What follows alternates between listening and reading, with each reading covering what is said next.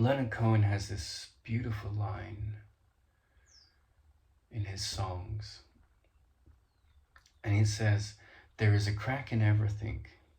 That's how the light gets in." In the story of the Holy Grail, there are 3 knights that make it, and the knight here represents the masculine, not men, the masculine, right? So the masculine is, I am the doer. I have to live in this world. I have to take care of myself. I have to support my family in whatever form that takes.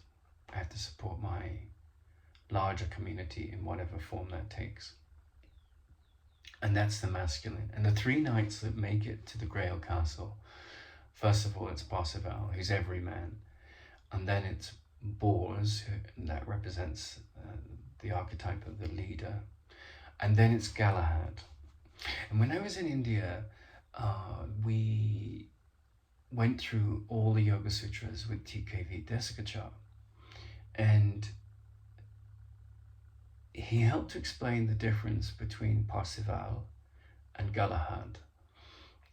Obviously, he didn't talk about Parsifal and Galahad because that's not in the realm of the mythological structures of India. It draws on different stories, Arjuna and the Bhagavad Gita and Krishna and Rama and Sita, But he said that Parsifal is like well, he didn't say this, I'm inferring it, but you have an acharya, right? So an acharya is a traditional teacher in India.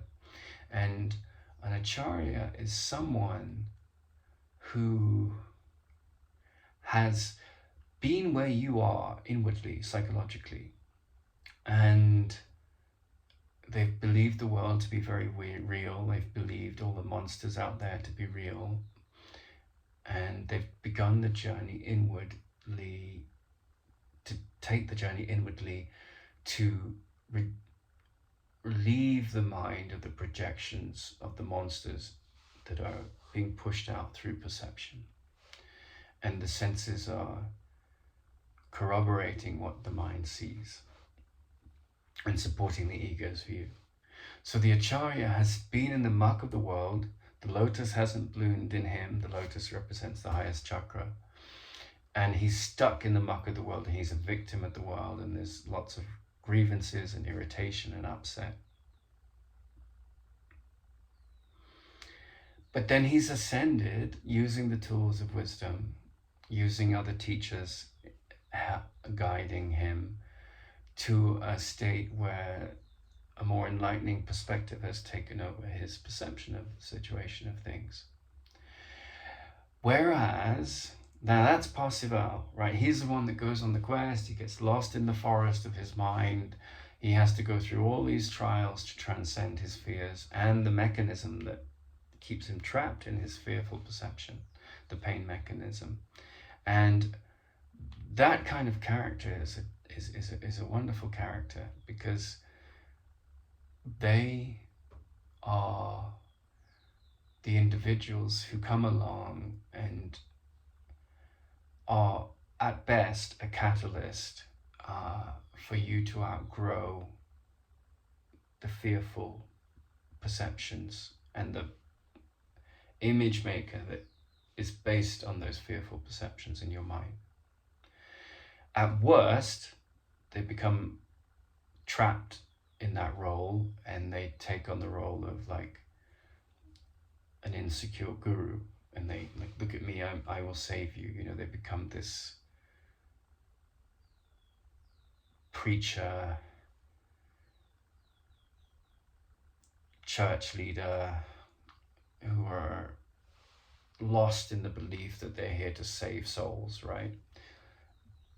And that's illusionary and deceptive and delusional, because the only person you can actually save is yourself. And when you do that without trying to convert others, then there's no grasping in that. And so the students that those kind of people attract, the acolytes they attract, are usually trapped in this idea that our mission is to save the world, when the only sane is to wake up from the illusions of the world in your mind. But characters like that become very influential, and someone like that, like a Buddha character, or someone like, Jesus in the myths, people feel something around them and they want the same redemption. And then the danger is that someone will come in and make it a religion. And to his great credit, Ramana Maharshi, this sage that was in a state like that, he said, don't make me into a guru, don't make me into someone that's like got a religion to create. Like, I refuse to create a lineage here, because the moment you do that, it becomes the antithesis of what it set out to be. It's the nature of the ego. There's a story where, a friend is walking with the devil and they see a man discover a piece of the truth, right? And you discover a piece of the truth, then the whole thing is it's game over. And so the friend says, oh man, you're out of a job now. And the devil says, no, I'm not. I'll just, I'll get them to organize it. Anyway, Parsifal represents the acharya. So he comes from this state where there's so many things wrong with the world's imperfect, and he's on a quest to fix it, to find the grain of meaning that will liberate it of its pain. And in that journey, which is the whole story of the mythology of the Arthurian knights, he discovers that his job is not to fix the world, but to fix his perception of it. And that's the representative meaning of the Holy Grail. Now, Galahad, on the other hand, is the third knight to find the Grail, and he's like a guru, right? So someone that is born extremely close to enlightenment. So I spent a decade in India studying with an acharya, right? And I spent a decade in Los Angeles, or best part of a decade. I was in London and Paris at times, but my mind was very much with my teacher, Tara Singh, and because I could see that he was a character by his message that represented the deprogramming of the mind from illusions. And so I'd done very, very well in school, and there was a Galahad who's a friend of our family that was in the same school I was in, and he, like me, got the top grades, and like me, was in the top sports teams.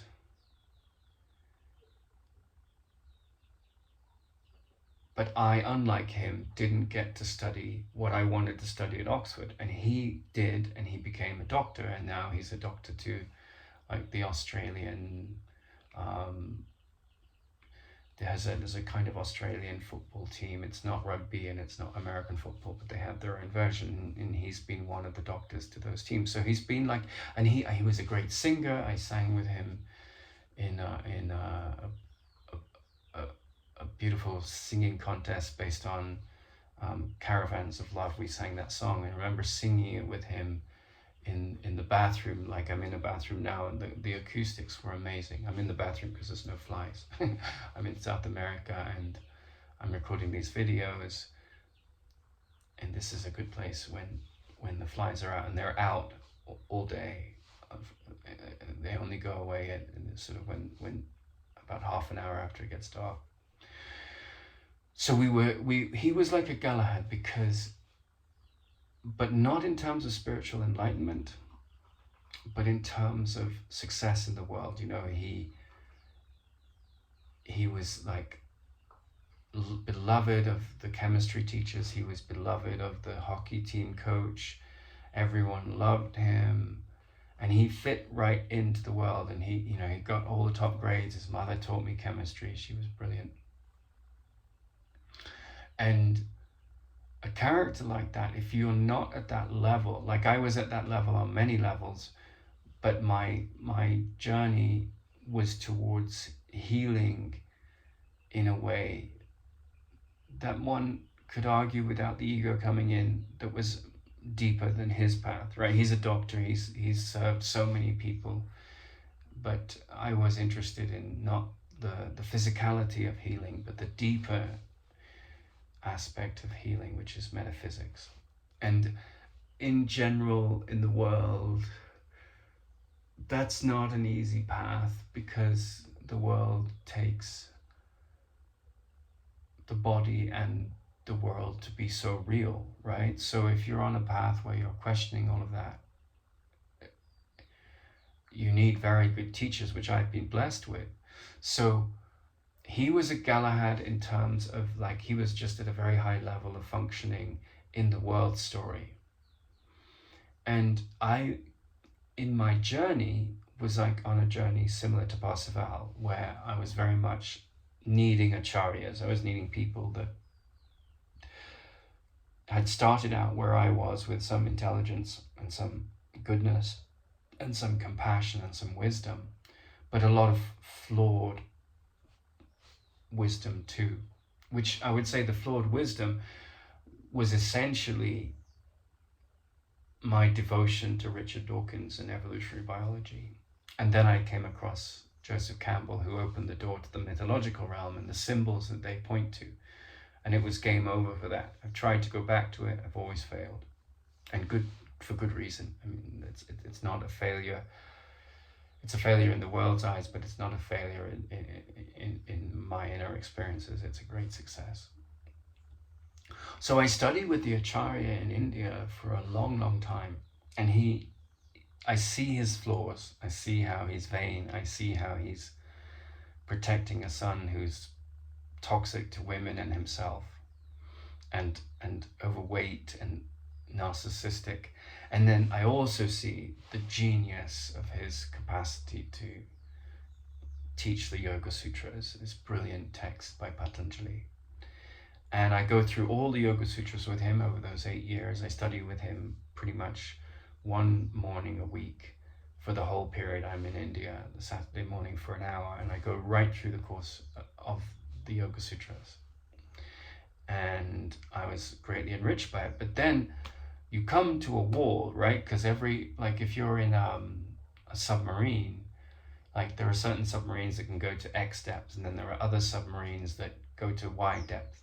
And that recent explosion of the submarine that was going to the Titanic, it just wasn't well designed. It was a disaster waiting to happen. So, you go to these pinnacles of depth, that's a funny phrase, pinnacles of depth, but you'll go to these platforms of depth in the ocean of your inquiry into what is really going on here. And some teachers will take you so far, right? So I had gone a long way through the marriage of the Eastern mythology, which was represented by Carl Jung, Joseph Campbell, Course in Miracles, the myths of Parsifal. And then I got to see that I was also marrying the Eastern mythology, Rama and Sita, Arjuna, the Yoga Sutras, these were really rich, but I got to see that in my own life, I was on a Parsifal-like quest. I was going through the different levels of illusion in my mind. And in that sense, I needed acharyas, teachers that had come from a similar position and gone very deep. And then, one of my challenges in the world, which is in a way a good thing, because Emerson said, whosoever would be a man is a nonconformist, right? So the problem with the gurus and the churches is that if you question or see chinks in their armor, there's a crack in everything. That's where the light gets through. Organized thinking always traps you and becomes a cult if you're not whosoever would be a man is a nonconformist. If you don't, if you're, the sheeples of the world, they need like a lot of support. And I'm not condemning those people, that's where they are. But if you're really interested in the depths within yourself, you're going to attract teachers that you're going to outgrow.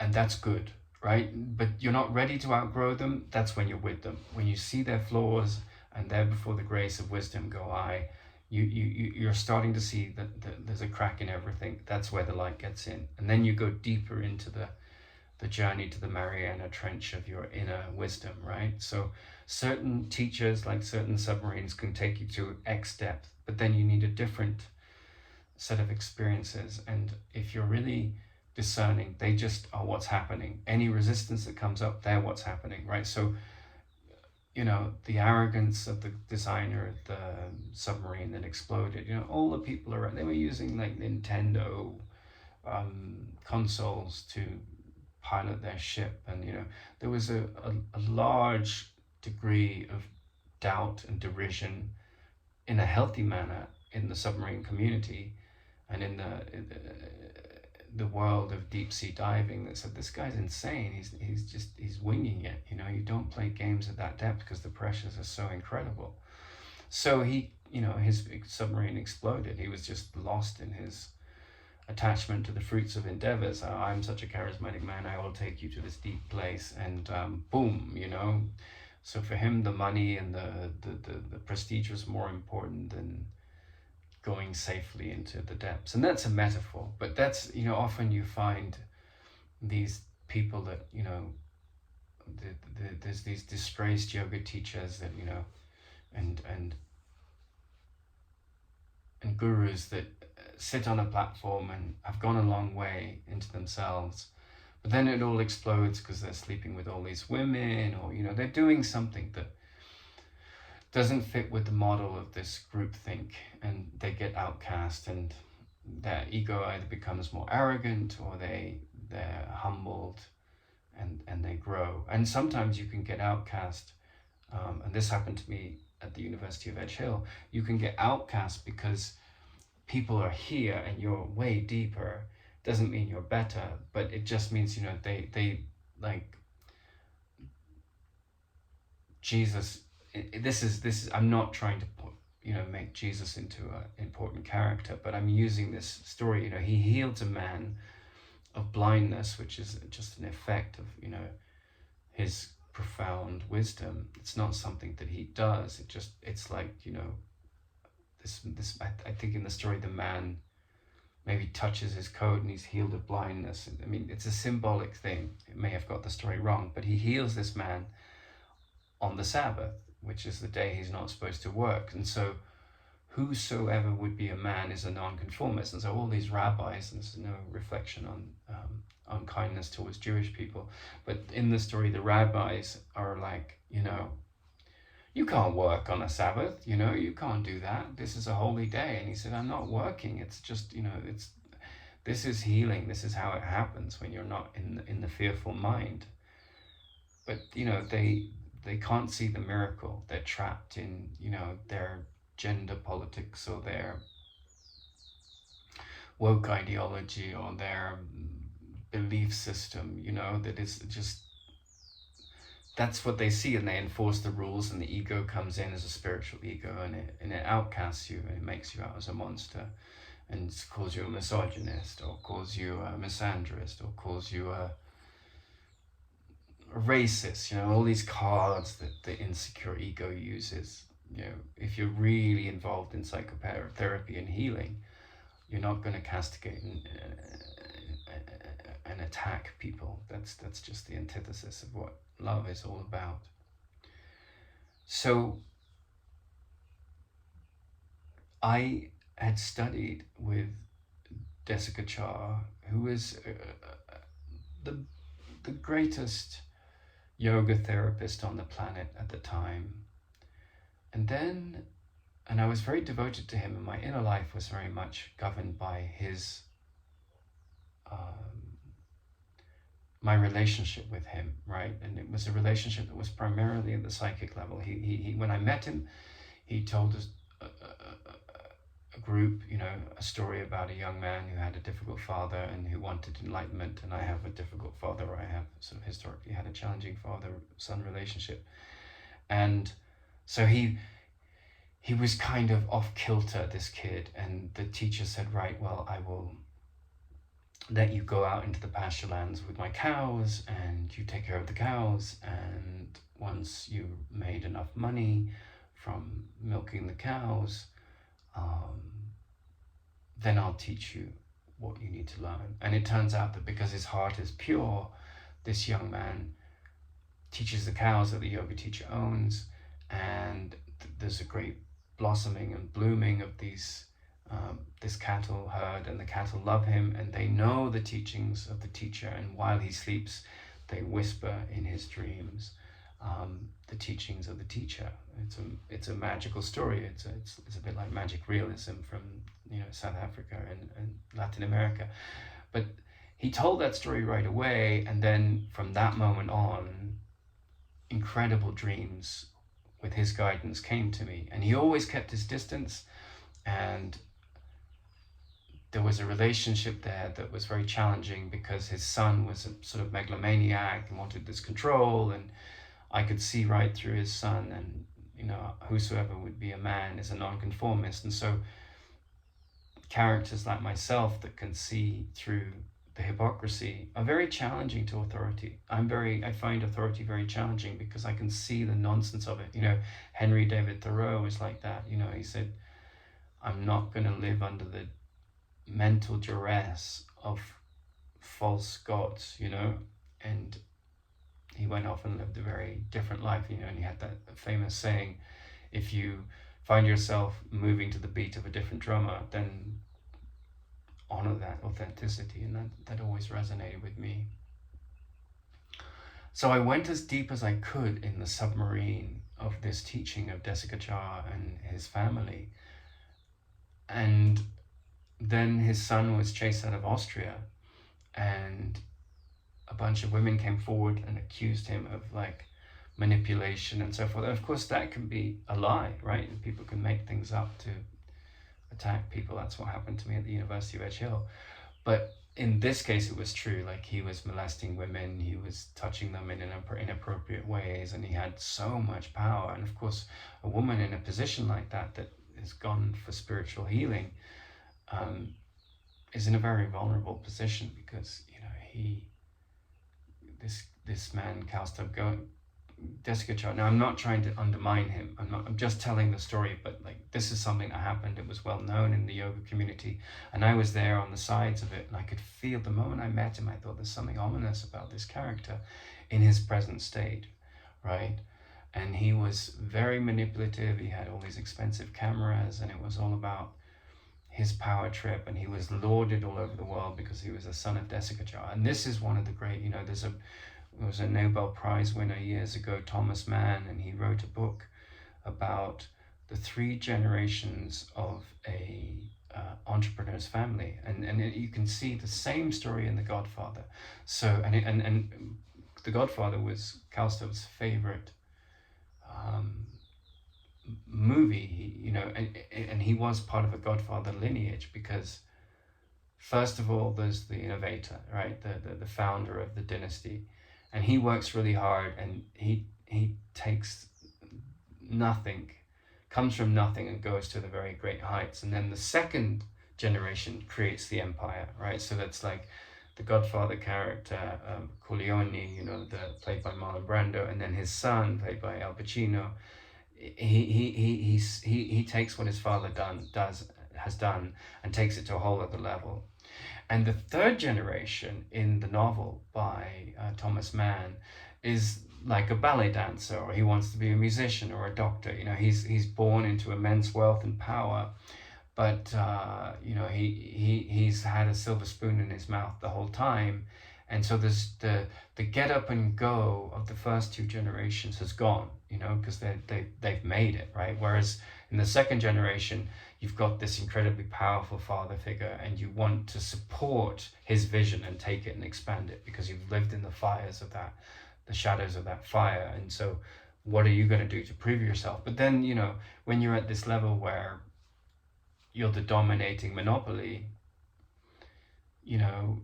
there's nowhere more to take it. And so that's the fall of the empire, usually, and it becomes this big corporate thing. And the son, like in Batman, he goes off and becomes a playboy and finds his quest to redeem the world, whether it's through music or ballet dancing or being Batman. This is the sort of mythological structure.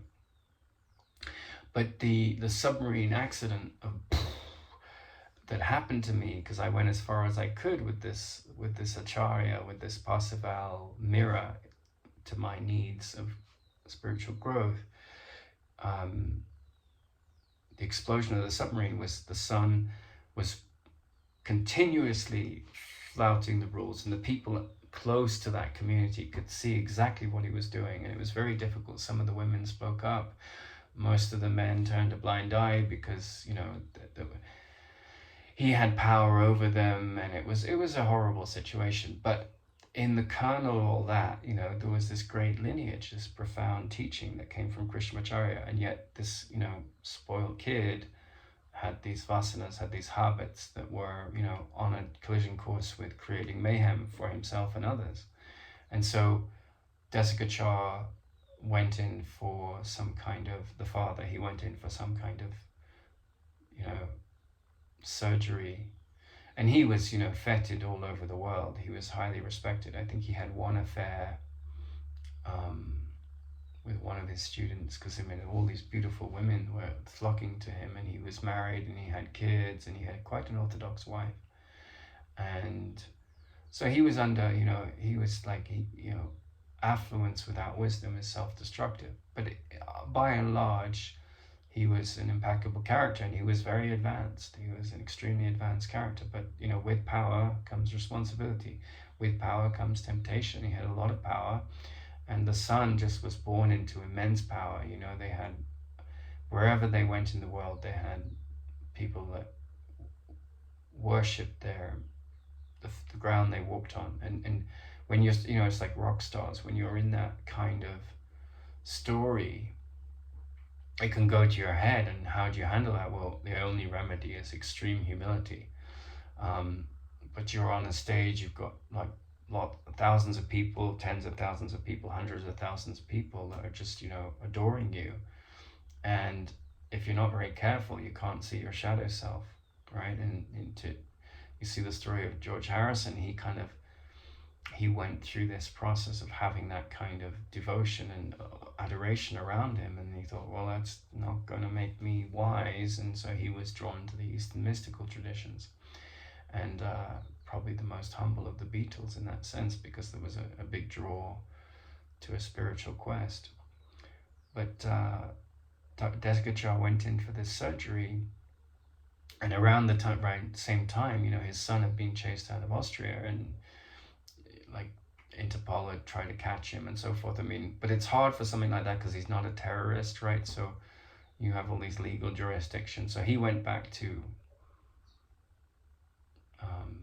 India. He divorced his wife, and then I think he has a German girlfriend now. But like, it's been like, I think he's never really been held.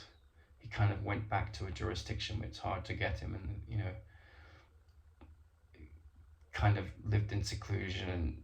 But the whole family was shamed, and Desikachar went in for an operation on his head, and apparently the anesthetist made an error, and he developed a form of dementia. And then, you know, you could see overnight, I remember when that happened and he came out of the hospital, very quickly he was not the same person. So he had kind of been disgraced, and yet he was, you know, a very refined teacher. And in that sense, you know, he was the flawed Parsifal seeking the Grail, just as I was seeking it from his teachings. And that's the quest we're all on. We're going to go through these different phases, but, you know, in those flaws, in the muck of the world, you find impeccable teachers like that with a shadow side that they have or have not dealt with any maturity. And in his case, there was some pretty dark stuff that, you know, he that I could see. And, you know, once that story kind of imploded like the submarine, there was nothing to keep me in India, and the only thing left was Ramana, like this incredible teacher of wisdom in Tirunamalai, who is just such a profound light, because he's sitting there saying, there's nothing to do, there's nowhere to go, you are it. And, you know, everyone has their version of a Ramana, or they don't. You know, they could just see the world as very dark and it's horrible, and humans are bad and there's no hope, right? But if you start to crack the veil and you have certain people that open the door for you and act as the catalyst, as I've had, then you start to question these immutable arguments in the mind. And so here I was at the foot of a mirror to Parsifal, and I go back to Britain and I meet someone who is a woman that doesn't have any interest in Eastern mysticism. She was born to a priest, and she's sort of anonymous. She doesn't want to be a teacher. She doesn't want to write about her experiences. And that's my Galahad, right? Because not the Galahad in the sense of this kid that was, became a doctor in Australia, but she's the highest level of healer that I've ever met, right? And she says to me, I've never experienced anger, right? So, but if you come to someone like that, without going through the experiences of the character of the Parsifal, the flawed individual, it's unattainable, right? So you have to go to get to the guru, and I don't mean some false guru in India or some, guru of whatever religion that you want to, I don't mean the gurus that are in the public eye that are super successful, because often that's a trap. But I mean that inner teacher in you that attracts the Galahad, the impeccable, the perfected, right? And you will, if you go far enough down the road, attract certain characters like that. And they're very threatening. They're the most threatening person you'll ever meet. They have completely lost attachment to form, yet they live in the world and they're happy.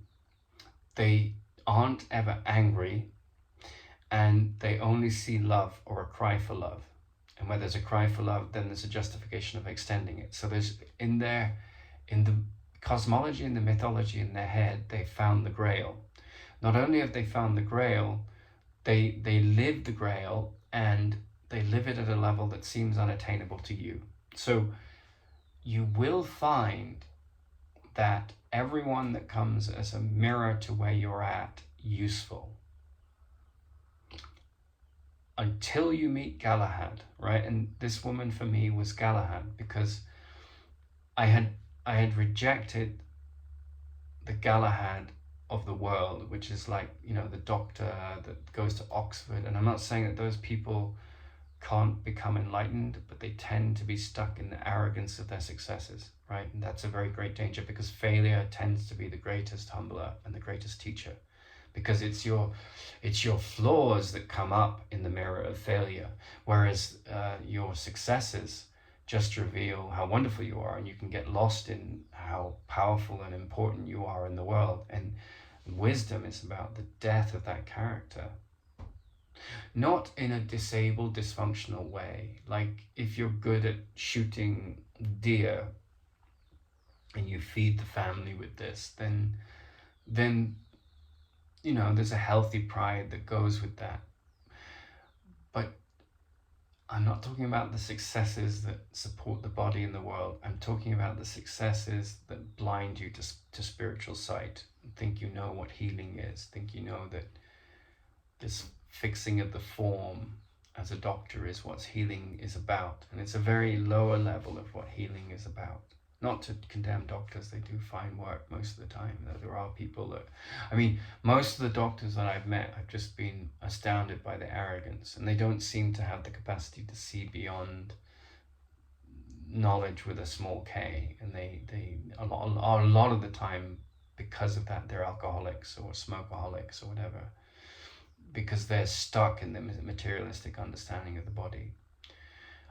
So the Galahad that I'm talking about is the character that you meet, and you don't tend to meet that character until you're, until you're almost ready, right? Because if you meet them when you're not at all ready, it's too much.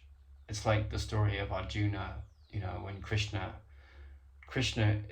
Arjuna is almost ready to see this metaphorical story of the Bhagavad Gita. He's almost ready to see his true likeness in the mirror of Krishna. And it's too much for him, so Krishna erases that memory, but he's close. So you tend to see it when you're almost ready, right? So I saw it, and then there's this beautiful poem by René Dumas, quote, where he's a French mountaineer, and he says, why do we climb?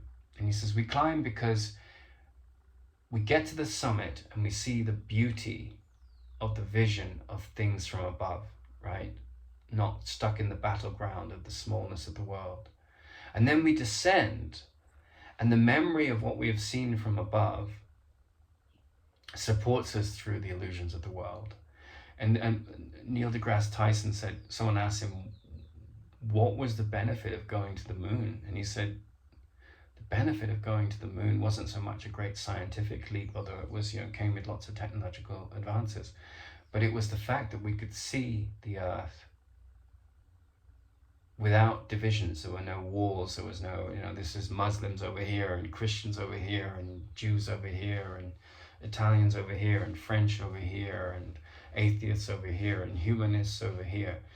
It was just it was like the fragility of life in a vacuum of space as one unified entity was what, it could give man. And Joseph Campbell comes up the rear with the same thing. He says, that's the new mythology. It's not, the Christian cross or the Mecca or so forth, because they're all divided, and it's just like we're on this floating planet, and if we don't settle our differences, we're not rising to the evolution of consciousness that profound image inspires. So seeing things from above, seeing things from the level of the whole, we get to that, we climb the ladder of that journey through the acharyas of the world, the teachers. Acharya means teacher. Guru means one who shows you, that points to the light from the darkness. And the acharya takes you so far, and then when you're ready, you meet Galahad, right? So Parsifal reaches the grail. He goes through, he comes from a place of imperfection and rises to perfection. Galahad comes from a place of perfection and has far less trials along the way. But a character like that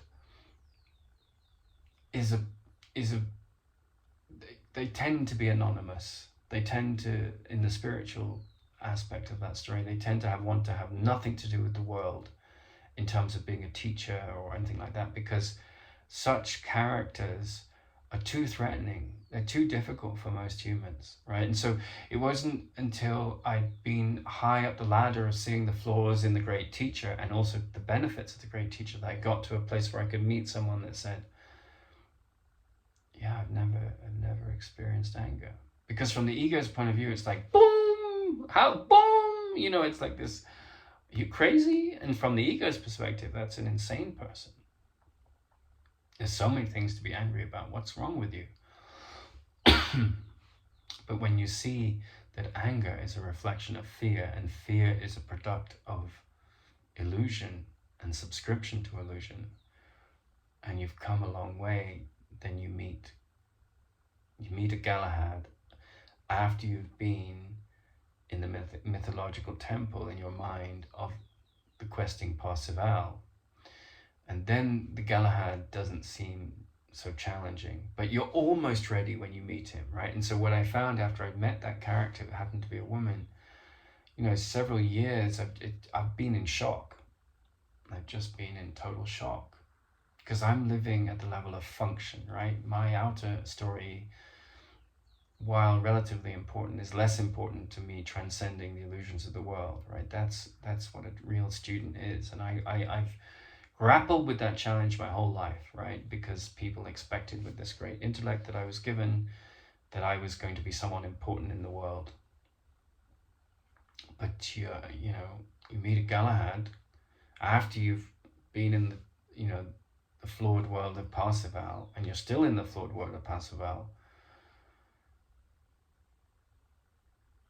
You meet a Galahad, and in the spiritual realm, not in the, I went to Oxford, I'm a doctor, I'm this, huge success in the world, but you meet that Galahad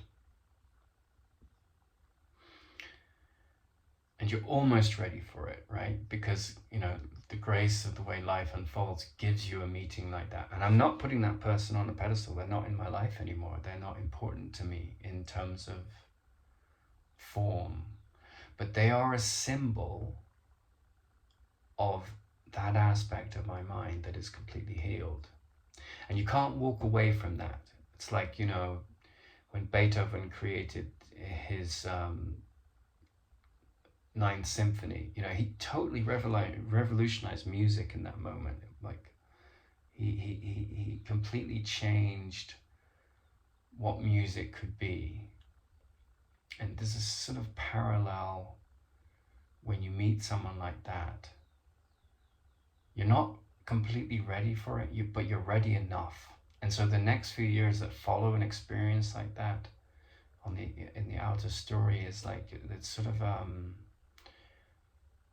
DJ or a musician that's tuning their synthesizer or tuning their equipment or their musical instrument because there's suddenly the discordance that's so obvious when you meet someone like that. But it's only obvious because you've studied with the best Parsifal that you can find. And in my case, that was Tara Singh and Desika Char, right? So these were my mirrors to this journey into the depths of my consciousness.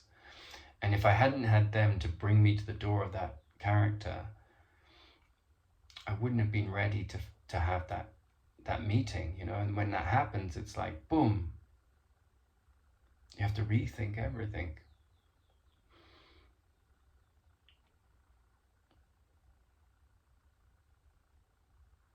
And there's this saying that from ancient Rome, give them something like bread and beer and tournaments and gladiators. The mass of humanity is not ready for the Parsifal journey, which is the guy leaving, the world of what's accepted and what's, that's the organized religions of the world. They're very good at sort of protecting you from an experience of the divine, and then you start to think and see through the cracks, and there's a crack in everything. That's how the light gets in, and then you're on the Parsifal quest, or the Arjuna quest, depending on which culture you're from. But at a certain point of going off into the forest of your own questioning, you get to the Grail Castle, and you think you've made some progress, and then you leave the Grail Castle because you haven't. And metaphorically, you might come across a guru, not an acharya, right? And that character is someone that brings you to the Galahad archetype in yourself, where you've dropped all the illusions of the world. I mean, Parsifal does it. I'm mixing the metaphors a little bit, but this whole talk is about the difference between an acharya and a guru. One who is born in the state of like a very advanced state, and that kind of teacher is very, very challenging. It's very hard to be ready or to embrace their perception because it's so far removed from the majority of humanity. And at some point you will be ready for that. But usually you need these flawed teachers that, have these entourages and often get trapped, and you have to you have to take what they have to mirror back to you that's useful and drop the rest. And then if you do that with integrity, which I did, and anguish, because when you're attached to someone like that and they betray you, or you feel hurt and they've let you down because you've been guided to such depths with them, but then the submarine explodes. You have to go back to the drawing board, not throw the baby out with the bathwater of the good things they've imparted to you, and go deeper. And that takes a lot of sorting out. But that's the difference between Galahad and Parsifal as archetypes in the story of you discovering your inner teacher.